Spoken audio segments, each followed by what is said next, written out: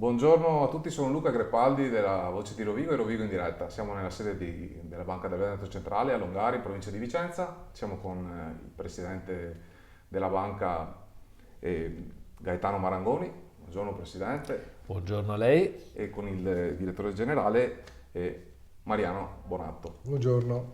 Allora, ho visto lunedì in assemblea dei soci c'è stata l'approvazione del bilancio 2021, poi c'è stata la rielezione delle cariche sociali e è stato confermato presidente nel CDA di martedì, giusto Presidente? Sì. È una riconferma, mi può dire un piccolo bilancio dei 3 anni che ha passato dei 3 anni trascorsi come Presidente?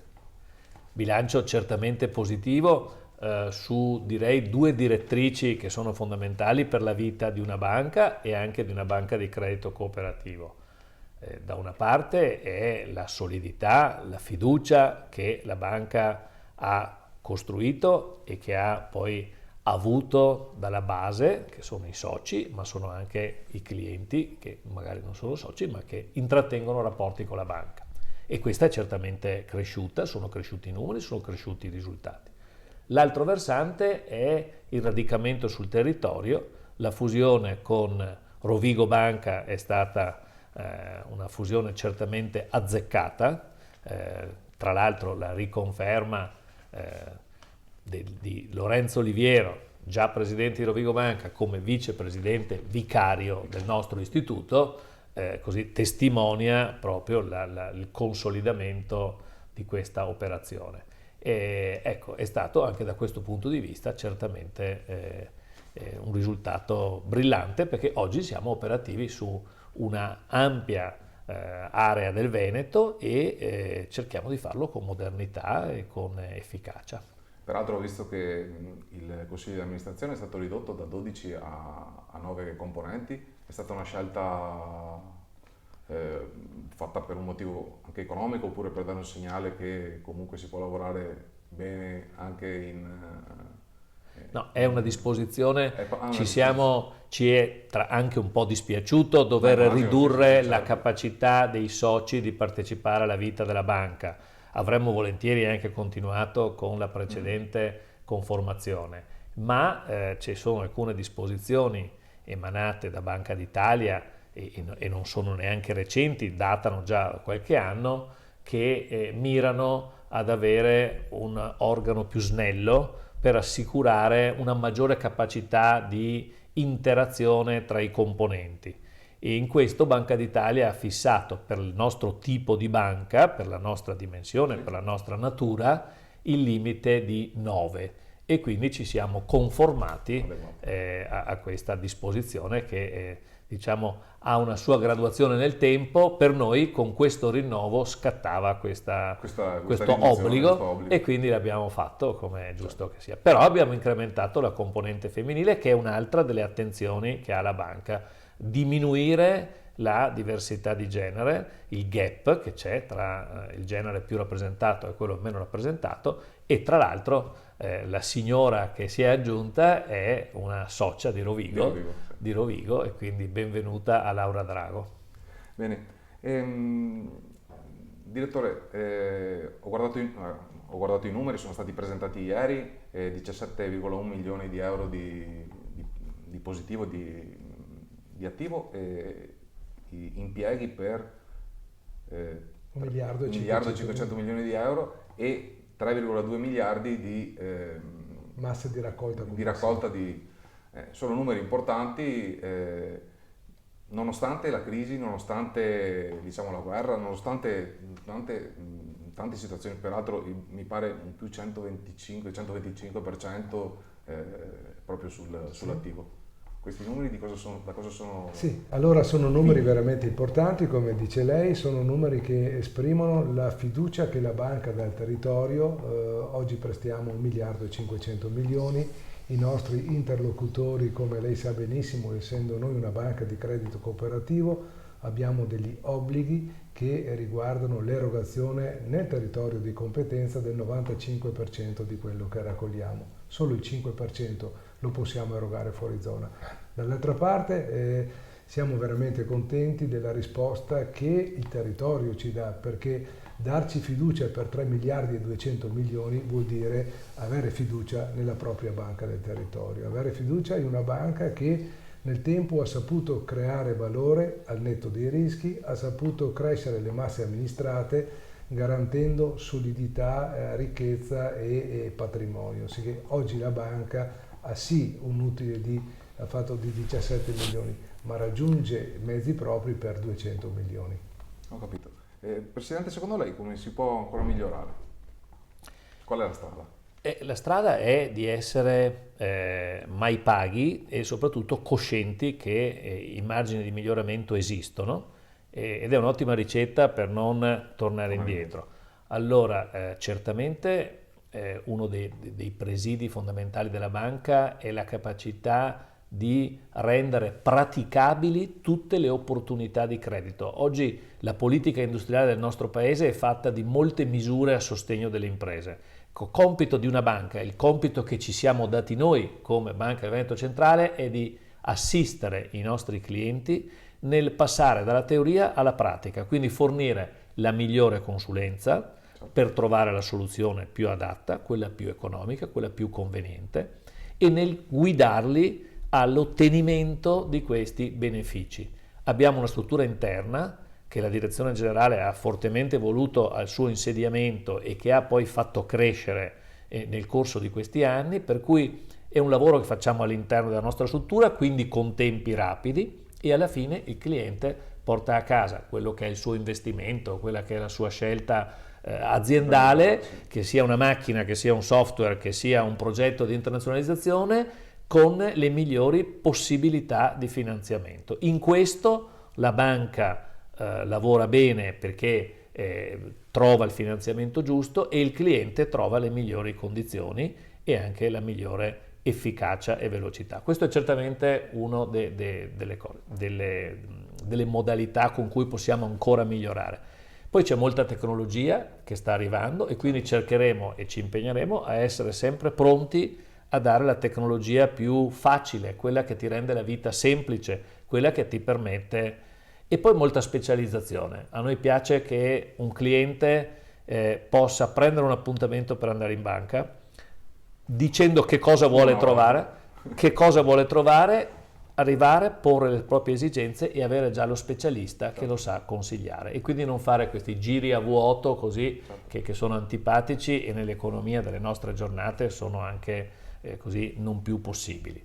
Ecco, quindi più specializzazione, efficacia e tanta tecnologia che è la nostra compagna di vita sempre più tutti i giorni. Per fortuna o purtroppo, non so, questo non si un po' per fortuna e un po' purtroppo.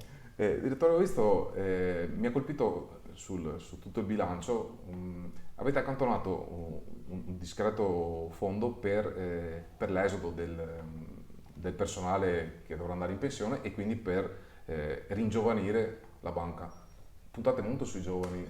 Sì, allora la domanda colpisce nel segno perché una posta rettificativa del nostro bilancio per appunto sono quasi 5 milioni di accantonamenti che abbiamo effettuato per il ricambio generazionale. Oggi lavorare in banca è una modalità che una volta veniva applicata con determinate condizioni, il lavoro che si fa oggi in banca è diverso.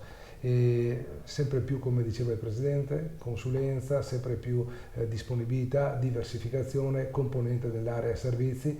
Le aggregazioni che abbiamo fatto sia con la ex Bassano Banca che con la ex Rovigo Banca hanno fatto sì che il numero di collaboratori che avevamo sono impattanti per una gestione a questi livelli, pertanto la redditività che abbiamo conseguito in questi anni ci ha permesso di fare un ricambio generazionale veramente importante perché con gli ultimi esodi che abbiamo programmato sono quasi 100 risorse che andranno sostituite e che verranno sostituiti da ragazzi più giovani, da ragazzi che hanno motivazioni diverse, che hanno preparazioni diverse, accompagnando all'esodo quei colleghi che hanno creato i presupposti perché oggi ci sia una buona banca. Sicché avremo meno esperienza, ma porteremo a bordo ragazzi con più competenza. Ecco, colgo l'occasione anche per ringraziare tutti questi colleghi che hanno saputo far crescere la nostra banca fino ad arrivare ai risultati odierni.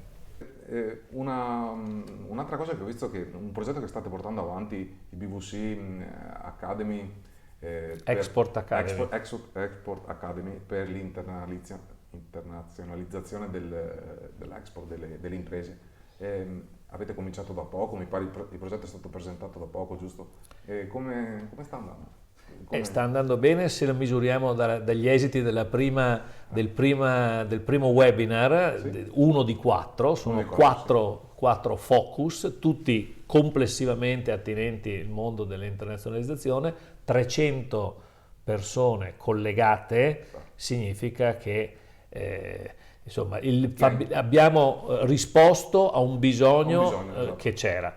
E tra le cose che si sono complicate in questi anni anche la dinamica dell'export. L'export non è rinunciabile, non si vive di solo mercato interno, alcune attività richiedono tantissimo export e anche in un'ottica di diversificazione, a volte funziona il resto del mondo, a volte funziona il mercato italiano, esserci su entrambi è imprescindibile, però ci sono dei rischi e sono anche rischi che cambiano nel tempo. Rischi nelle transazioni internazionali, avere delle certezze a causa della guerra, a causa della volatilità dei mercati, a causa anche di una nuova forma di delinquenza che non è più il ladro che di notte rompe la finestra e apre la cassa dell'azienda e ruba 500 euro, ma è un hacker internazionale che ti entra e ti ruba un bonifico. Ecco, allora riuscire a presidiare ed essere vicini alle necessità fornendo consulenza, ecco, noi crediamo che alla fine il cliente capisca, apprezzi, e 300 collegamenti significa che sono stati apprezzati questo inizio di questa nuova diciamo contenitore virtuale e penso che una banca debba fare questo. La direzione generale ha fortemente voluto questa iniziativa e noi abbiamo pienamente aderito perché il cliente apprezza sì il denaro preso a prestito, ma anche come ci si arriva e che cosa c'è oltre al denaro preso a prestito. In questo caso c'è consulenza per non vanificare gli sforzi di tutti noi imprenditori che ogni giorno che noi mettiamo insieme. Ho visto che sempre tra i numeri, direttore, la solidità della banca è incredibile, proprio leggendo i numeri sono andato a scorrere questo indice che per tanti potranno voler dire niente, il CET 1 famoso, sì. E voi 21,5%, non so, ho visto le banche, anche le banche più grosse d'Italia, 12, 12,3, 12,5, 13, 15% al massimo. Cosa vi garantisce avere una solidità, un indice così alto e una solidità quindi della banca, una salute anche della banca, si può dire tranquillamente? Sì. Allora questo indice sta a rappresentare effettivamente la solidità della banca. Non dimentichiamo poi che la nostra banca fa parte del gruppo Cassa Centrale Banca, certo. Che è un gruppo a valenza nazionale con 11.500 collaboratori, con 1.500 sportelli, 96 miliardi di raccolta, 46 miliardi di impieghi, un CET1, il nostro del 21,50, a livello di gruppo siamo al 20,90%. 20,90? Sì. Le dirò che essere una buona banca vuol dire avere una dotazione patrimoniale a garanzia dei rischi, certo. Che dobbiamo coprire.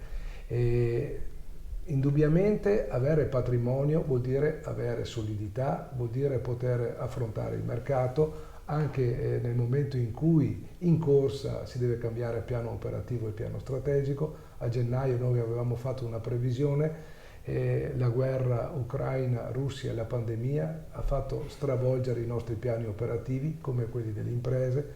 Se lei pensa che oggi lo spread BTP Bund è a 191 punti, solo 6 mesi fa il decennale rendeva lo 0,90, la settimana scorsa abbiamo toccato 3,20 punti. Avere una dotazione patrimoniale vuol dire avere tranquillità, sicurezza e garanzia per chi ci affida i loro denari e anche nel momento in cui noi dobbiamo prestare denari, certo. Perché la banca ha una sua solidità nel patrimonio e nel patrimonio libero a maggior ragione, sicché La doppia solidità del credito cooperativo è essere una buona banca del territorio, avere una buona dotazione patrimoniale, creare valore e lavorare all'interno di un gruppo. Ecco, questa è la doppia garanzia che noi diamo ai nostri clienti. Ok, vi faccio un'ultima domanda. Adesso stiamo andando verso l'estate e l'estate è un periodo di matrimoni. Banca del Veneto Centrale ha intenzione di farne altri?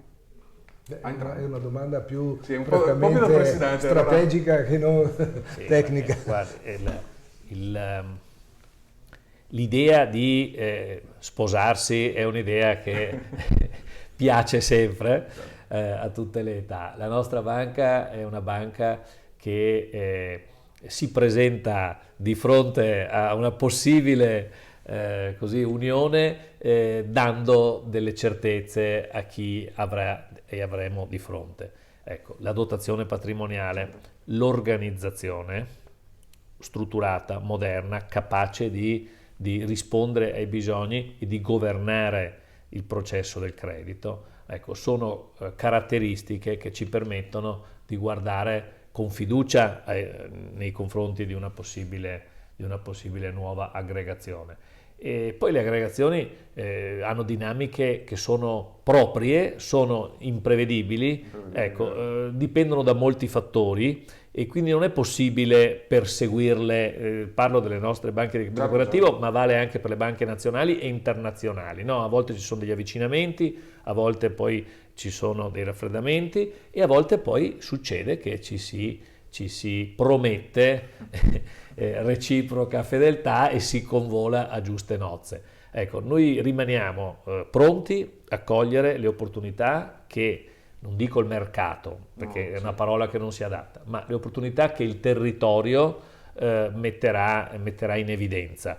E pensiamo che se faremo un'altra fusione, che immagino sarà effettivamente possibile, ecco, questa porterà ulteriore offerte valide per la clientela e per i soci, valide sul versante del prestito, valide sul versante anche delle tutele personali, perché un altro dei bisogni principali delle famiglie è proprio la tranquillità su più fronti per il capofamiglia, per la casa, per l'intera famiglia, per quello che può succedere e come impatterà quel qualcosa che ci auguriamo mai non accada, ma non bisogna farsi trovare impreparati, potrebbe riservare. Ecco, penso che riusciamo a portare dei buoni risultati in un'area più vasta e quindi aspettiamo la prossima occasione e poi ci presentiamo fiduciosi. Va bene, ringrazio il Presidente Marangoni, ringrazio il Direttore Generale Bonato e dalla voce di Rovigo in diretta è tutto. Grazie a lei. Grazie molte.